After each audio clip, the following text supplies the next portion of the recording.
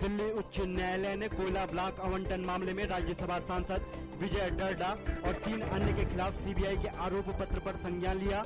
अदालत ने कोयला ब्लॉक आवंटन मामले में विजय डरडा और 3 अन्य आरोपियों को समन भेजा। 23 मई को उपस्थित होने को कहा। वाराणसी में रिटर्निंग ऑफिसर ने भाजपा नेता नरेंद्र मोदी की गुरुवार को चुनावी रैली करने की इजाजत नहीं दी है। उनका कहना था कि बेनियाबाग में लोगों की भीड़ की वजह से जगह की तंगी के कारण रैली की अनुमति नहीं दी जा सकती है। भाजपा ने रिटर्निंग ऑफिसर के फैसले पर नाराजगी जताई। भाजपा नेता अरुण जेटली ने कहा कि किसी भी उम्मीदवार को अपने क्षेत्र में चुनाव प्रचार करने का अधिकार होता है और किसी बहाने को बनाकर उसे चुनाव अधिकारी द्वारा रोकना निष्पक्ष चुनाव पर प्रश्न चिन्ह खड़ा करता है। लोकसभा चुनाव के 8वें दौर में 7 राज्यों की 64 सीटों पर लोगों ने मतदान में बढ़ चढ़कर लिया हिस्सा।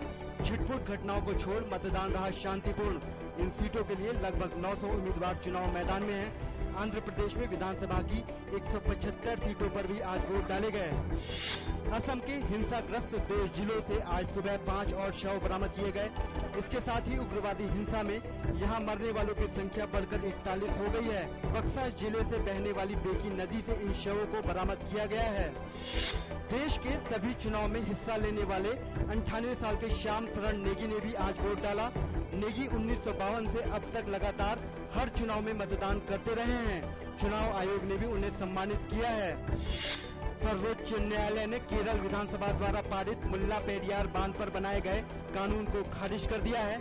शीर्ष अदालत ने केरल सरकार को इस कानून को लागू करने से मना किया है और साथ ही तमिलनाडु सरकार को भी बांध के जल स्तर को बढ़ाने से रोक दिया है।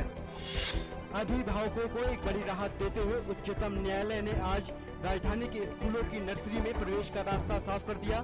सरकार से अंतर्राज्यीय स्थानांतरण श्रेणी के तहत 24 छात्रों को शामिल करने के लिए कहा, जिनके अभिभावकों ने इसके लिए याचिका दायर की थी। शेयर बाजार गिरावट के साथ हुए बंद। सेंसेक्स 184.52 अंक कमजोर होकर 22,324 अंक पर बंद हुआ। वहीं निफ्टी 63 अंक की गिरावट के बाद 6,652.55 अंक पर पहुंचा। फॉर्मूला 1 के सीजन में बेहतरीन प्रदर्शन कर रही मर्सिडीज की टीम के ड्राइवर लुइस हैमिल्टन को उम्मीद है कि स्पेन ग्रांड प्री में भी उनका प्रदर्शन उम्मीद के अनुरूप रहेगा। हैमिल्टन फिलहाल अपने साथी ड्राइवर निको रोसबर्ग से पीछे चल रहे हैं। आईपीएल में आज दिल्ली डेयरडेविल्स ने कोलकाता नाइट राइडर्स के सामने जीत के लिए 161 रनों का लक्ष्य रखा। दिल्ली डेयरडेविल्स ने पहले खेलते हुए खोए 5 विकेट।